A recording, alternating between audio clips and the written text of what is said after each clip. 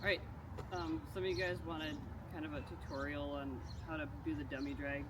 And there's a woman who just kind of as a smaller person, so I'm just going to go over some stuff that I learned from making mistakes and asking other people. And just because I do it this way doesn't mean it's the right way. There's multiple ways to do it.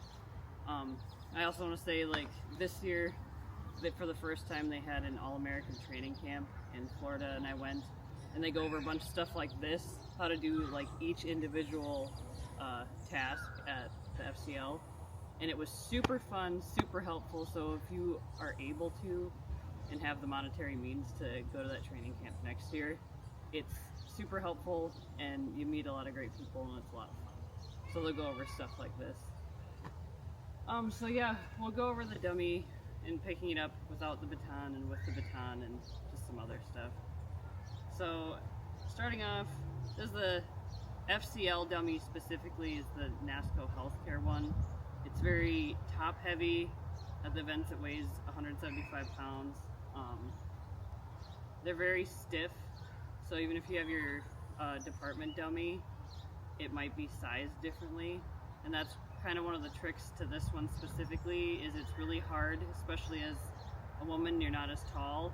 Like, I'm 5'7", and there's women that are shorter than me at my department too, and they could still do this, but it's really hard to get your hands all the way around him because he's really wide up top. So we'll just get into it. So when you come up to him, first thing you want to do is pop him up and then get him as far forward as you can. And like I said, these ones are really stiff, but the further forward you can get is good. At the FCL, they have a chain on his arms, so they'll hopefully be more out of your way. But you want to pop him up, push him forward, and then I turn my head all the way to the left. And the reason for that is, once you're there and you're masked up, your mask and your respirator are sticking out from your face further, along with, depending on what helmet you have, like that brim is sticking out. And by turning your head all the way to the left, you can get way closer right here. Because sometimes what happens is people's helmet or their mask is hitting, so they can't get their hands all the way around. So prop them up, head all the way to the left, and then you want to get as low down as you can for a grip. So you want to shoot for his crotch, like as low as you can get. And I like to grab my thumb. For me, that's the most secure. It's up to you, but I grab my thumb, and then I'm gonna stand him up. And then, really important, this is bad form, you want to like hip thrust and get him up. And now see how I'm leaned back? Now you just want to do this and drag him all the way down the course. And don't look behind you. So we'll go over that again. So come up to the dummy. You want to get him up, far forward, squat down, get as close to him as you can and all the way down. Hands as low in the crotch as you can. I grab my thumb. You can grab your hands however you want. Then we're gonna stand him up and pop him up off our legs. If you don't do that pop at the end, you might be leaned forward, have bad form, and also find you can't move your legs because he's sitting on them.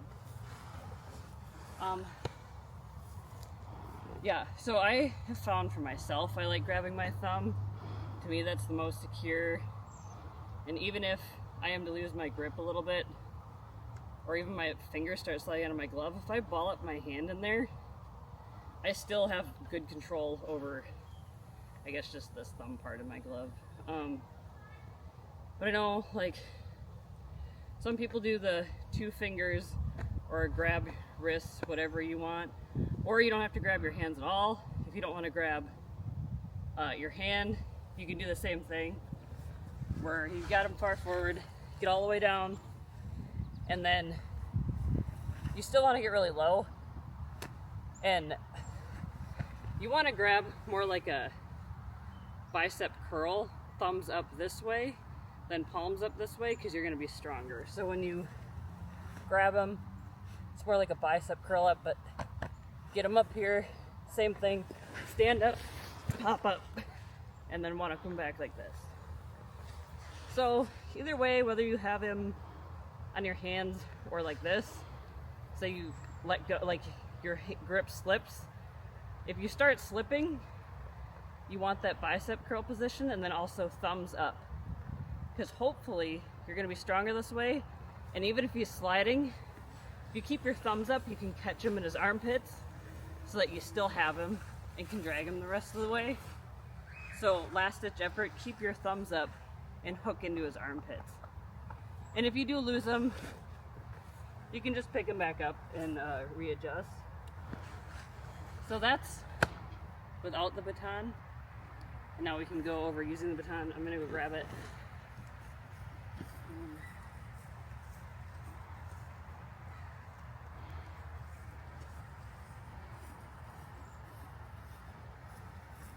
So even if you don't have one of these, but you think you might want to use it or practice with it, this is about 1 foot long. It's 1.25 inches by 1.25 inches. You can just use a stick. That's what my training partner did for the first year. We had a designated stick that was our baton stick. But especially if it's your first time, you might want to bring this with. If you have like one of these big square pockets in your gear, you just put it in there, put the flap over it.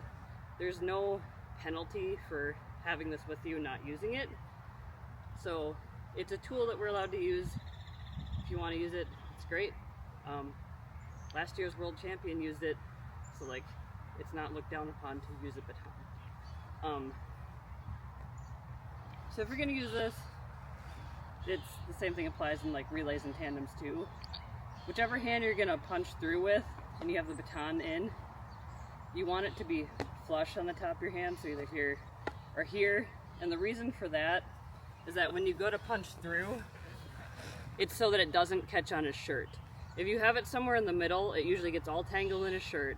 So if you have it flush like this and you punch through, you can prevent that. So you're gonna punch through his armpit, and now you just twist it up, and now you have all this room to grab the baton on this hand. So you're gonna do the same thing. And you can do whatever grip you want. Most people do switch like this, it's very strong. You wanna grab towards the middle of the baton too, so your hands have some leeway to slip, if they do. But then you can also do this way. And it's gonna be the same thing. We're gonna stand up, pop off our legs, and then go back. Or if you have it like this, your shoulders back. So that's kind of using the baton. Some people love it, some people hate it. You can try both ways and see what you like. It's just a resource and a tool that's there, especially if you're like a lot shorter. It just gives you like a little more to grab onto, reaching around him. Yeah. I don't think of anything else. Some things, if you're trying to do it and still can't get around them, I guess some stuff that I've seen is that we're really tired at the end, right? Your body wants you to stop, like you want to be done. You're not thinking straight. And what I've seen sometimes, because to pick them up you gotta squat really far down, but people are tired, so they go to pick them up and they're doing this, and now I can't reach. But it's because I'm bent over, I'm not squatted down. So people are trying to do it because they're tired. You really have to get all the way down if you want to reach around him. And it's not what your body wants to do at the end, but it's just kind of things that I've seen. Yeah. So that's kind of what I have in mind. I probably missed stuff, and if you guys have questions, you can ask away on other things. In the competition, he has a chain on him that they use to move him around, so his arms will be chained together. And you're not allowed to like grab onto that chain or his belt or anything to drag him or his clothes. Grab his hands. Can you grab his hands? Grab his hands? No. You can't like drag him by his arm or his legs. Like, you have to pick him up and be up and go across the finish line. So yeah, once you pick him up and you're leaned back, don't turn back. I guess I should go over that maybe a little bit, but so we'll do it again, and we'll try to do it a little bit faster. We're gonna just pick him up, and then I'll go over for him a little bit. So we're gonna get him up, head to the left, grab your hand, pop him up, lean back, and now you want your eyes up at the tower. You'll hear people say that, but you want this good lean, and then just move your feet really fast. Don't look back. Don't look anywhere. Some people close their eyes, but like eyes up at the tower and then keep that form the whole time and just hold on. So grip strength is kind of important for that too. So I guess exercises if you want to work on this. I mean, deadlifts, there's Zercher squats. That's something we learned at the training camp. Yeah, your grip strength, especially if you want to use the baton. But yeah, it's a lot of your legs, lower back to get them up. And then a lot of it's just like mental. I don't care how good a shape you're in. Once you get to them at the end, you're not going to want to pick them up. So you just kind of have to power through. That's why if you do it repeatedly, you know the motions already, you just need your body to do it instead of like trying to figure it out there in front of everybody. So I don't know. Hopefully that helps. I don't really make videos and stuff, but I'm trying, so yeah, that's what I got for you guys. Thanks. Alright, something else we thought of, maybe as an example. If you are walking with Randy and you do happen to fall or trip backwards and he lands on you, you can still finish the race. So let's see if that happens, ideally, what you want to do. So you're up here, whatever reason, okay, he outweighs me, and I have a pack on my back, ideally. Don't panic, first of all. I know you're on air, you're tired. Just take a second, collect yourself, and then get your arms free.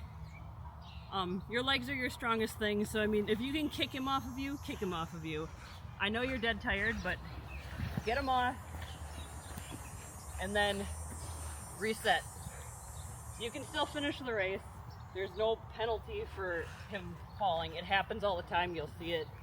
But then just readjust. You're okay.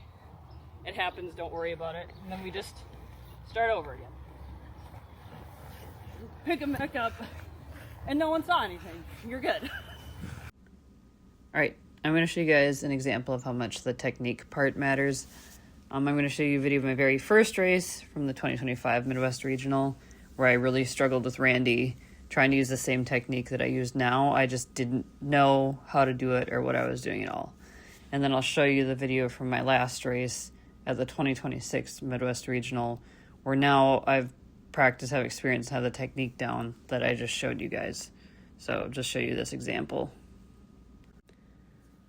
So in this video, I'm in the blue lane, and this is my first race. I don't know what I'm doing, and you can't quite see it here, but I'm trying to grab my hands, and I can't, and everyone's watching, so you just gotta get up and go, right? So I do not have Randy at all. I have no idea. I can't hold on to him, and I drop him. And you can tell I'm not quite tired. I just have no idea how to pick him up. So now you can see right here, I'm gonna reach for my hands, but I can't get him. And I try again, and I can't get him, so then I just pick him up again. And I still don't have him, and he just ends up sliding off again later on. And I eventually get there by doing that, but it's not really the most ideal. Now this is the most recent race. Again, I'm in the blue lane, but this time I've practiced my technique. Same thing. I can grab my hands now, and then I just pop him up. He's off my legs. I'm able to go backwards. So much better. Same strategy with both things, just one was practiced and I know what I'm doing, and the other one I don't. So if you're struggling a little bit, it doesn't mean it's because you can't do it. You might just need to work on your technique.